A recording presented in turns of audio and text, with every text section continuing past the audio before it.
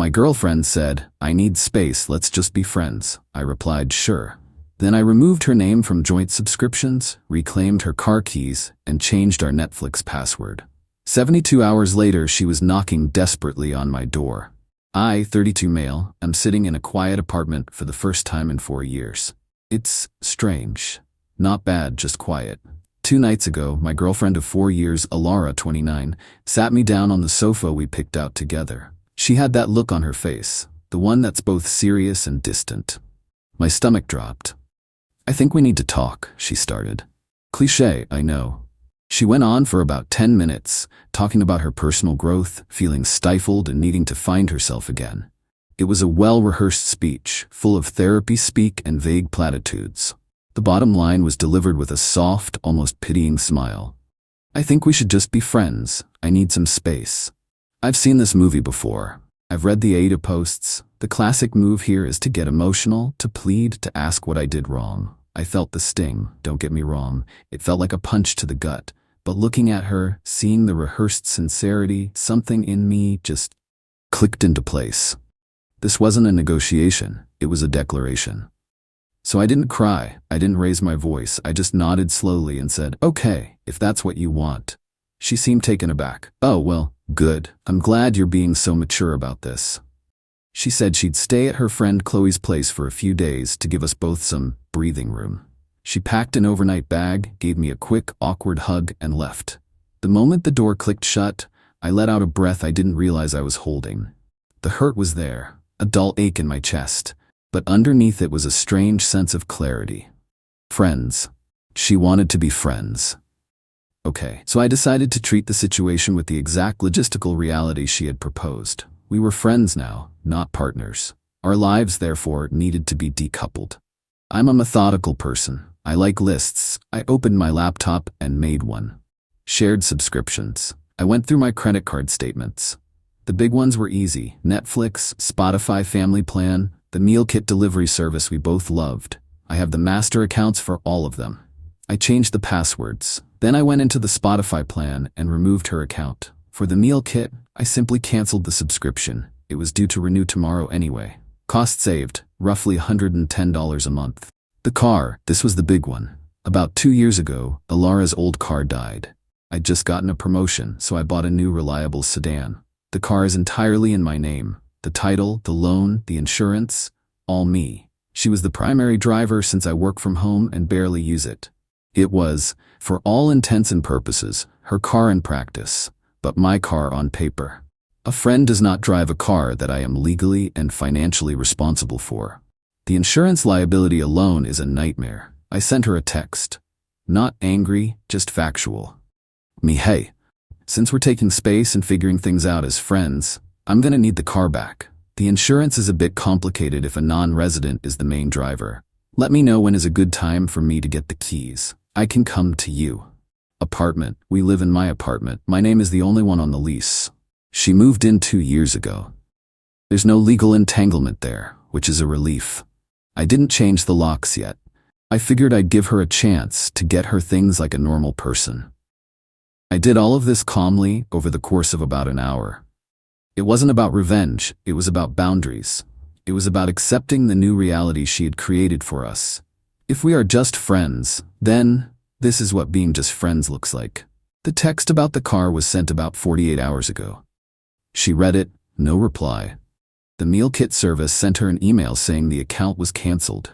She would have discovered the Netflix and Spotify passwords didn't work the first time she tried. It's been radio silence. Until now, there's a knock at the door. Not a normal knock. It's fast and sharp, insistent. I know it's her. And based on the sound of it, she's not here to be my friend. Update 1. Thank you for all the comments and DMs. It's wild how many people have been through something similar. It helps to know I'm not crazy for reacting the way I did. So, the knocking. I took a deep breath, walked to the door, and looked through the peephole. Yep, Alara, she looked frazzled. Her hair was messy and her face was pinched with irritation. I opened the door. "What the hell is your problem?" she started. Not even a hello. I leaned against the doorframe. "I'm not sure what you mean, Alara.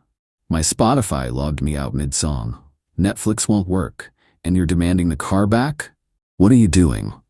I kept my voice even. I'm doing what you asked. You said you wanted space, that you wanted to be friends. Friends don't share streaming accounts or pay for each other's cars. I'm just tidying things up. She stared at me, her mouth slightly open, as if I'd just started speaking a different language. Tidying things up? I said I needed space, not that you should blow up our entire life. I needed that car for work tomorrow. I understand it's inconvenient, I said, and I genuinely did. But the car is my property and my liability. I can't have someone who doesn't live here be its primary driver. It's an insurance thing. You can get your stuff from the apartment whenever you'd like. Just give me a heads up so I can be here. This is where the entitlement really came out. My stuff? We live here, and that's my car. You bought it for me. I bought it while we were in a committed relationship, I corrected her gently. That relationship is now over, according to you. We're friends. This is me, treating you like a friend. She threw her hands up in the air. This is ridiculous. This isn't how you treat a friend. This is petty and vindictive. My God, Leo was right about you. Bingo, the name hung in the air. Leo, her work friend. The one she'd been having after-work drinks with a little too often for the past 2 months. The one whose name popped up on her phone at all hours. My gut had been screaming about Leo for weeks, but I'd pushed it down. I'd trusted her. I must have let a flicker of something show on my face because she immediately tried to backtrack. That's not what I meant. Who's Leo, Alara? I asked, my voice still quiet.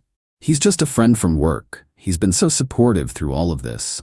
All of what? Your decision to end our 4-year relationship? You're twisting my words, she snapped. I just needed a break, a little space, and you go and do all this? You're trying to control me, just like he said you would. So that was it. This new guy, Leo, had been in her ear, painting me as a controlling villain, probably so he could swoop in. And Alara, wanting the thrill of a new romance without giving up the comfort and stability I provided, had concocted this let's be friends plan. She thought she could put me on a shelf, keep using my car, my apartment, my money, while she test drove a new relationship. The sheer audacity of it was breathtaking. I held out my hand. The car keys, Alara. She looked from my hand to my face, her eyes filled with disbelief and rage. She actually scoffed. No, I need it. I'll ask you one more time nicely. Please give me the keys to my car. She crossed her arms. And what are you going to do if I don't? Call the cops. That would be a great look for you. I didn't even blink. Okay. I pulled out my phone. I didn't dial 911. I opened my car's official app on my phone. I located the car. It was parked right down the street. And with 3 taps, I remotely locked the doors and activated the alarm. The car's horn started blaring, a piercing, relentless sound in the quiet evening. Her eyes went wide. People on the street turned to look. What did you do? She shrieked. The car is now locked and the alarm is on. It will continue until I turn it off. The next thing I can do is report it stolen. It's in my name, remember? They'll find you with it, and that will be a very awkward conversation for you to have. So, for the last time, the keys. She stared at me, her chest heaving. The car alarm was still wailing down the street. Defeated and utterly humiliated, she dug into her purse, her movements jerky and angry. She slammed the keys into my palm. I tapped my phone and the alarm stopped. The sudden silence was deafening. Now, I said, my voice cold, you need to get your things. You have 48 hours to schedule a time with me. After that, I'm changing the locks. She just stared at me with pure hatred. Without another word, she turned and stormed off down the sidewalk. I watched her go, then closed the door. My hands were shaking, not from fear, but from adrenaline. This wasn't just a breakup anymore. This was something else entirely. And I had a feeling it was far from over. Update 2. The last week has been a masterclass in escalating entitlement and delusion.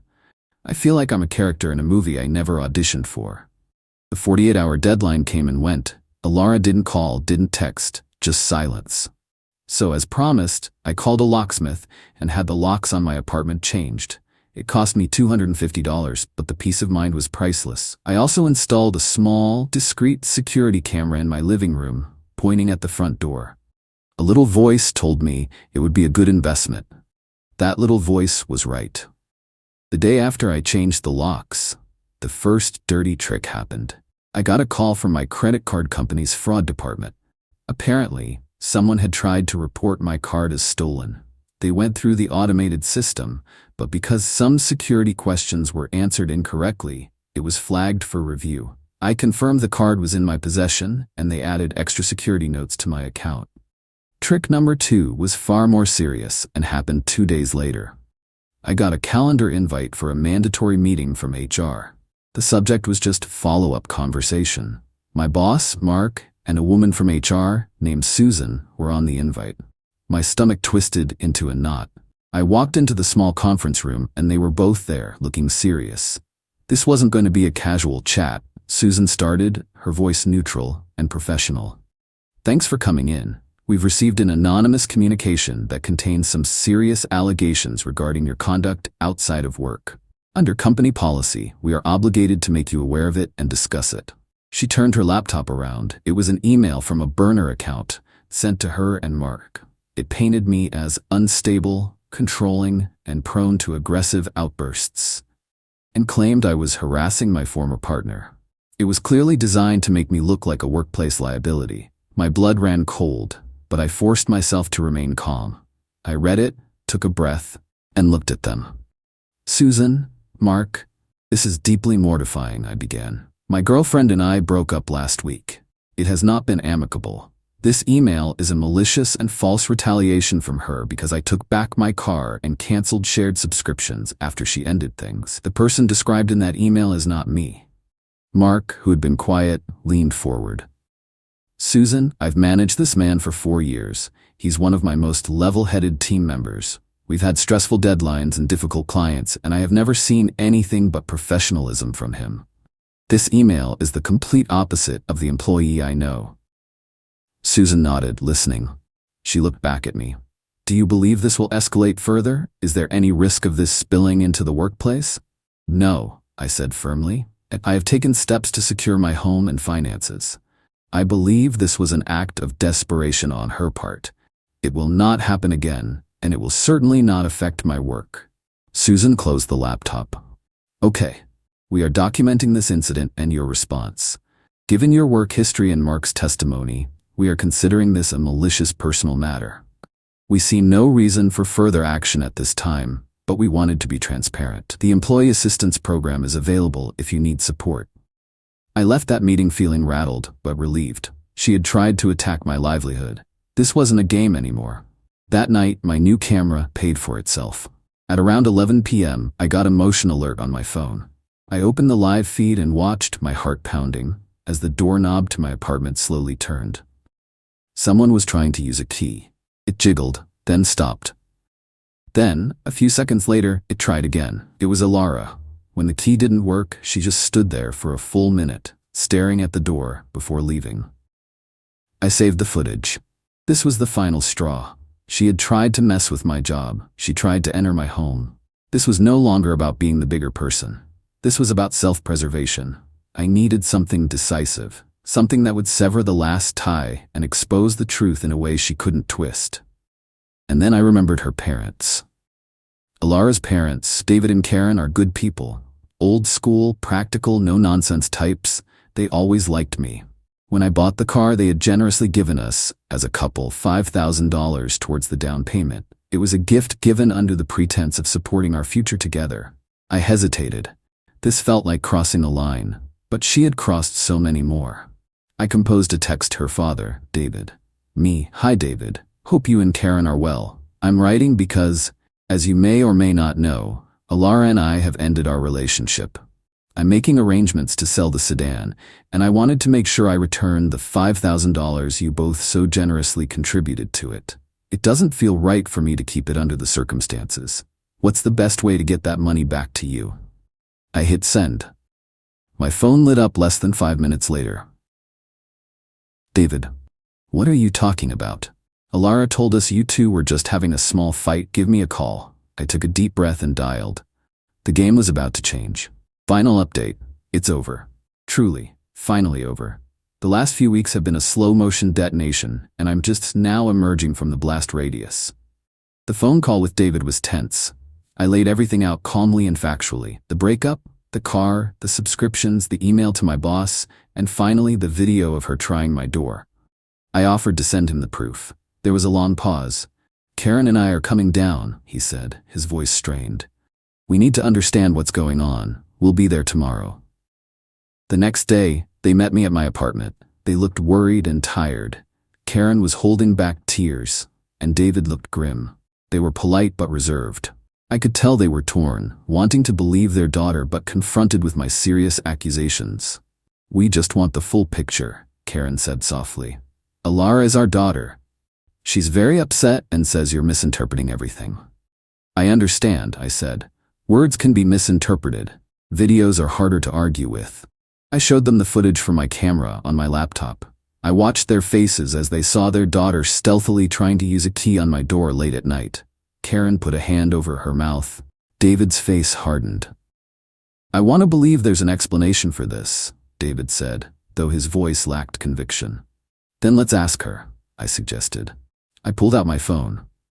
Why don't you call her? Right now. Put it on speaker. David looked at me, then at his wife and nodded. He dialed Alara. Hi, Dad? Her voice came through the speaker, sounding cheerful. Too cheerful. Alara, David said, his voice flat. Your mother and I are at my name's apartment. The silence on her end was immediate. What? Why? He's shown us a video of you from last night, trying to get into his apartment with an old key. I need you to explain that to me right now. What? That's crazy. I was just checking on him. I was worried, she stammered, the panic evident in her voice. You were worried at 11 p.m. and used a key you shouldn't have, without calling or knocking? David pressed. He's twisting things. He's trying to make me look bad. He stole my car, she shrieked, her voice rising to a hysterical pitch. He's offering to pay us back the $5,000 we gave you for it, David said coldly. Which is something you failed to mention. Just like you failed to mention you were dumped, not just in a small fight. What is going on, Alara? Her story completely fell apart live on speakerphone. She started crying, accusing, deflecting. It was a complete train wreck. David finally cut her off. We will talk about this later. Do not move. He hung up the phone and looked at me, his face etched with a mixture of fury and deep embarrassment. I apologize, he said. They summoned Alara to the apartment. When she arrived 20 minutes later and saw them, her face went white. The final confrontation wasn't a shouting match. It was an autopsy. Her parents, armed with the facts and her own self-incriminating phone call, calmly took her apart. Her lies about staying with Chloe, about Leo being just a friend, about me being the villain, it all came out. The consequences were quiet and brutal. Her parents told her they were ashamed of her deceit.